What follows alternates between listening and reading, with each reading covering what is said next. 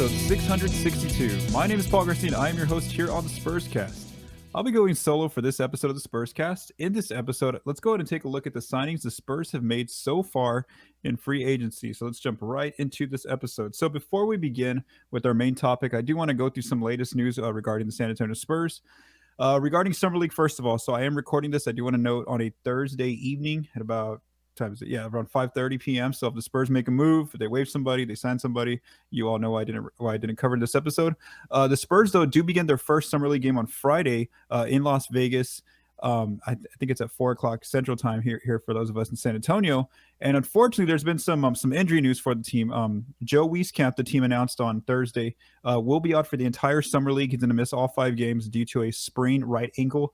According to the team, he got injured at their final practice in San Antonio. He sprained his ankle, I think stepping on a teammate's foot. Tom Osborne of the Express News reported more information. If you want to check out his Twitter feed or read his work. So again, Wieskamp is out for the entire Summer League. And then Jeremy Sochan, who is out of health and safety protocols.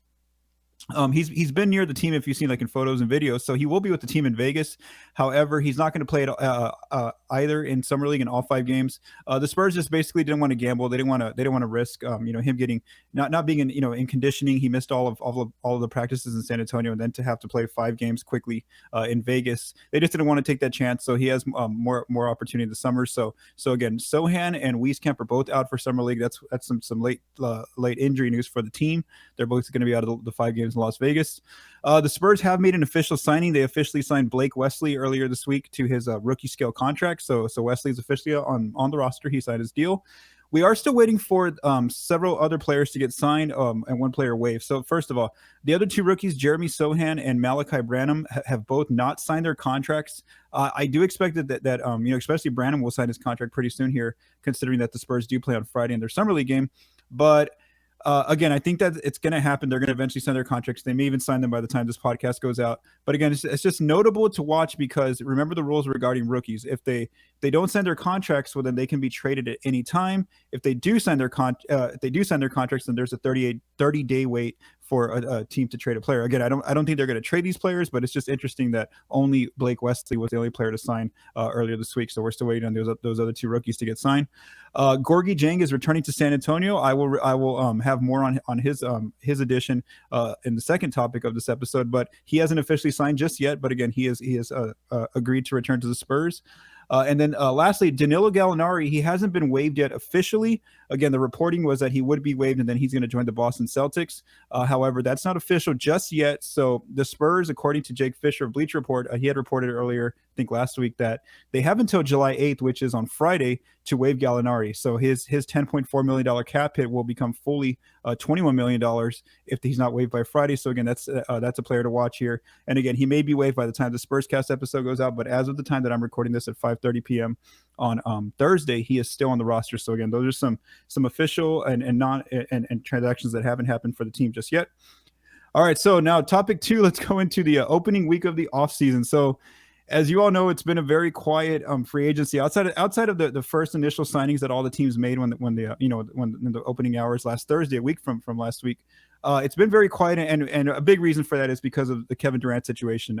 He's kind of he's requested to be traded out of Brooklyn, so the Nets are getting offers. They're kind of evaluating those offers. So a lot of the league is kind of just held up right now by whatever Durant's eventually going to not Durant, but whatever the Nets are going to do with Durant regarding if they're going to trade him. And same thing goes with whether or not they're going to trade Kyrie Irving. So again, the entire league is kind of just waiting on a decision from the Nets to make with Durant and if they're going to trade him or try to keep him on the roster. So that's why it's been a pretty quiet week in the opening week of free agency. The Spurs, though, did make two moves here. The first one, as I mentioned earlier, is they agreed to a 1-year deal with Gorgui Dieng. We have not got the contract details, and normally when like Woj or Shams or one of the reporters that we trust tweets out that a player signed, if they don't put the salary in the tweet, that it kind of usually means that player signed for the veteran minimum. So right now I'm assuming it's the veteran minimum just because they didn't put any kind of specific salary details. But again, we'll wait until Dieng eventually signs, and then we'll get his actual contract details. And then the Spurs made a claim on the waiver list. They claimed Isaiah Roby. So what happened was on Sunday, the Oklahoma City Thunder waived Isaiah Roby's contract. and then he had to clear waivers in 48 hours. He didn't make it to that because on Tuesday the Spurs were the team that were able to claim him off waivers because they have cap space, and only teams that had the worst record, from last season. And then they were basically ninth in that order, according to Bobby Marks. They could be the teams to make a claimer on a player. So that's because the Spurs either had cap space or other teams may have had trade player exceptions. Those are the only two ways you can claim a player off the waiver list. And so what happens there is that the Spurs get the final year that Roby was supposed to make in money, $1.9 million. They're responsible for that salary now for this season coming up. And then next summer, he is an unrestricted free agent, but because his contract is intact, that current contract, they will have bird rights to him. So again, if they really like him as a player, he really develops well, then San Antonio can be in the best position to offer him the most money next offseason if they want to, because they'll have his full bird rights. That's, again, Isaiah Roby. So let's talk a little bit about Roby and Dieng. If you recall, Dieng wasn't on the team last season. He signed with Atlanta in the offseason last year, but he did spend 16 games with the Spurs in the 2021 season.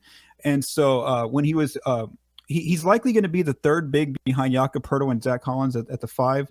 Again, this is assuming Poeltl and Collins remain on the team. We know that I'm going to get to a topic later where there's a chance that one of them can be moved during the season via trade.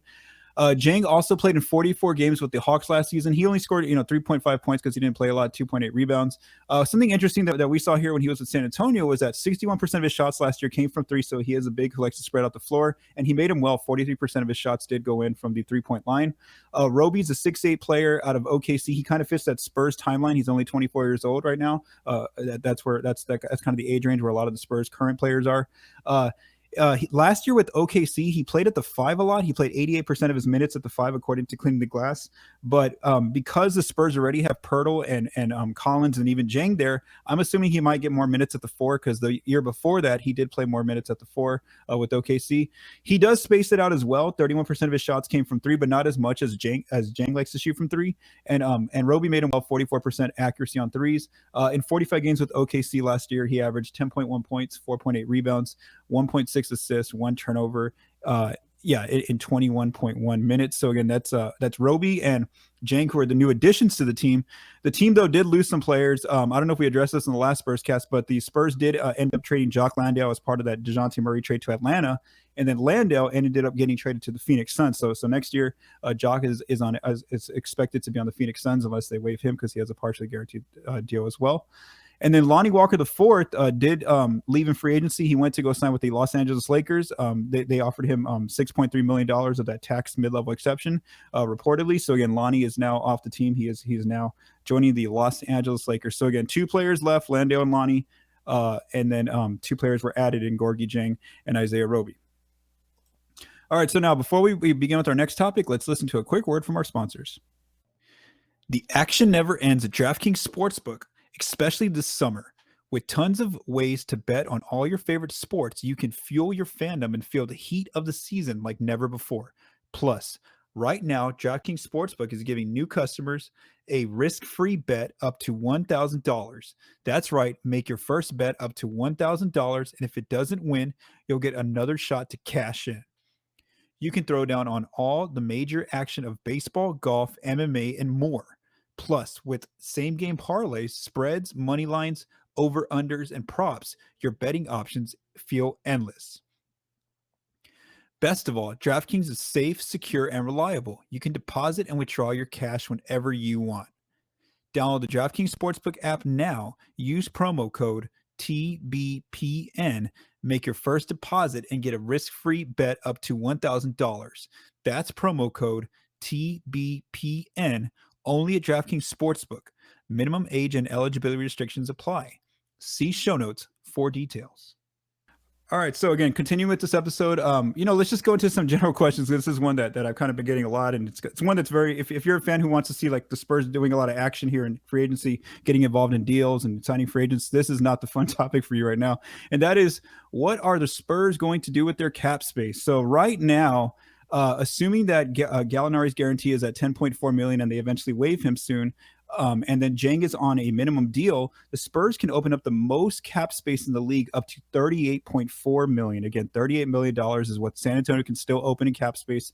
Now, in order to get to that number, they would have to make some other roster moves. They would need to waive Trey Jones and Keita Bates-Diop, who are both on non-guaranteed deals, and they'd also need to pull Joe Wieskamp's qualifying offer and then renounce his bird rights. So again, the Spurs would need to basically move on from Jones, Bates-Diop, and Joe Wieskamp, and then there it is. They have access to $38 million in cap space. Now, what are their three choices that they can do with this cap space? They can still sign free agents. They have, like I said, they have the most money to offer any free agent right now. DeAndre Ayton still out there. Colin Sexton are two notable free agents. The Spurs have not been linked to them at any point since trading DeJounte Murray, so that is important to know. And I'm not reporting that they have interest in either of these players. Regarding Ayton, the latest is that apparently the Pacers might try to offer him an offer sheet. They don't have as much cap space as the Spurs. They have a little less than his max, but they may try to get into negotiations with Phoenix about either an offer sheet or maybe a sign and trade deal. So again, Phoenix is the team right now to watch regarding Ayton. There's been no reporting that the Spurs have interest in him lately. And then Colin Sexton, he and the Cavs are basically not agreeing on where on his next salary. He wants north of $20 million.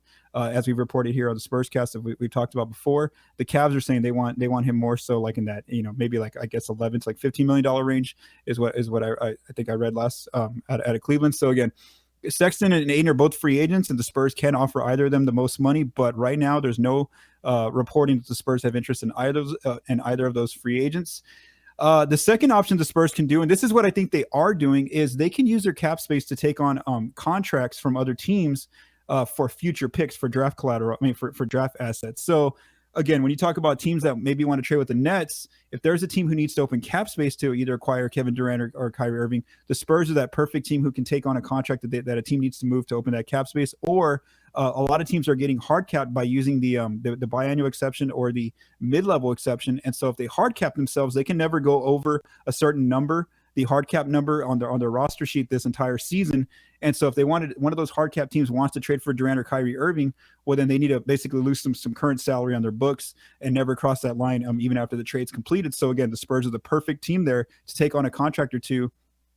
And of course, the San Antonio is going to want some draft assets for that. So for those contracts, so that would be future picks. And again, the reason why I think this is the most likely way the Spurs are operating this offseason is because of two reasons. One is first of all, they haven't been aggressive again in trying to find any kind of free agents. Like I said, they could offer DeAndre Ayton a max. They could offer Colin Sexton, over $20 million like he wants. They could have done that already, and they haven't done that. So again, that's what tells me that's one sign that why they're preserving that cap space. The second reason is because if we look at the moves they have made, they've just been very small moves. Again, taking on Gorgui Dieng, if signing Gorgui Dieng, if it's at the minimum, that's only like a $1.8 million cap hit on your books. Taking in Isaiah Roby's contract off the waiver wire, that's only $1.9 million. So again, based on the two signings or acquisitions that they have made so far, it does look like they are trying to preserve that cap space. So again, they're keeping that cap space open for a reason, it looks like. And so my theory right now is that they do want to be a team that's ready for a phone call from another team saying, hey, we need to unload some players, some salary here. How many picks do you all want for if you take on this contract from whatever team that is? So again, that's where I think the Spurs are operating right now. And again, that's not a fun route because there's reports that the Durant situation could go on until maybe even training camp, maybe who knows, the trade deadline in February. You just never know how long that's going to take. Or maybe he just ends up staying with the Nets, right? And then they don't end up trading him after all. And then the Spurs still have that open cap space. So again, it's not the most fun route to look at. It's going to be that's a very quiet route, but it's also kind of keeping you on your heels, or at any point if somebody gets ready to trade for Durant, that the Spurs could get involved here in terms of taking on money. So that's something else to watch. And the last thing the Spurs can do, and this is one where I wanted to read one of our Project Spurs teammates, Colin Reed's tweet here, put it here on the screen. The Spurs really could do nothing with that cap space. They can literally leave it open all season long, and they don't have to trade for a player. They don't have to sign somebody. And so here's what happens. So let me just read Colin's tweet verbatim. Colin put, the punishment for the Spurs not getting to the salary floor, ? There is none. They just have to distribute the difference between their current cap space and the salary floor to their rostered players. Who cares if they don't spend? So again, if the Spurs, go through training camp and then the full season and even the trade deadline, and they don't make a trade for a player to, use some of that cap space or sign a player, it's fine. At the end of the year, what's going to happen is the players that are in the current roster by the end of the year, they're going to basically get a little salary, a little bump here, a little bonuses here to end the season. So again, it gets distributed, that remaining space, like Colin was mentioning, or the difference between that cap space and the salary floor. So again, yes, the Spurs could be $38 million under the cap, but again, right now, based on their moves, it looks like that's kind of the direction they want to be in. It's kind of waiting to be that perfect team who needs to be a trading partner for a team that wants to unload contracts in order for San Antonio to get picks. And then the last topic we're going to explore here is basically where does the Spurs' roster stand? And again, this could change if they make some trade moves, if they sign some players. So right now, we're gonna assume that Gallinari is getting waived here soon. So we're gonna assume that Gallinari is not on the team in this circumstance. So the Spurs right now have 13 players on guaranteed contracts. Once Dieng signs his contract, that'll be 13 players on guaranteed deals, and also the rookies when they sign.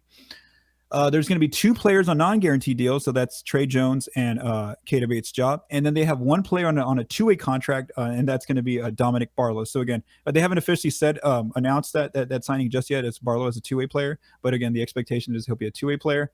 So what does that mean? It means that their roster is actually full right now. If the regular season were to start tomorrow, they would actually have a full 15-man roster. Now they can still make some changes. There's months to go before the season starts, and they also have 1 open 2-way spot. So right now they could still sign another player to a 2-way. Just to keep in mind, you may see the Spurs sign players throughout the offseason, and it's because teams can have up to 20 players on their roster in the offseason. So a lot of players may get those things called Exhibit 10 deals, where it's just basically like a training camp and preseason contract, and then they'll eventually be waived before the regular season starts. So yes, the Spurs can still add more players, but right now their roster is basically full at 15 players, though they can make some changes.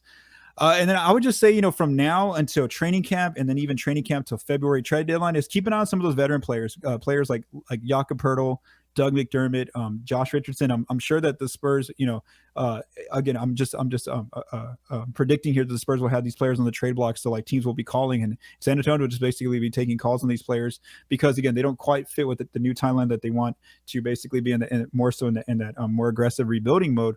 So again, I think that, whether these players could start the year on the training camp roster and maybe even play the preseason, the regular season, but maybe just keeping all these players up until that February trade deadline, because again, I think that at any moment during the season or in the off season, these players could get moved via trade just because they're not quite on that timeline that the other Spurs players are on. So again, that was just a quick, short episode, just kind of summarizing what the Spurs have done so far in this opening week of free agency. Don't forget to visit projectspurs.com. Any offseason news, we are going to make sure to report that and continue to write about any offseason news. Summer League's coming up, so we'll have some coverage of Summer League, how it's going over there for the Spurs players. Thanks for listening to this episode of the Spurscast, and also thanks to Joe Garcia for mixing and producing this episode. From all of us at Project Spurs, stay safe and have a great day.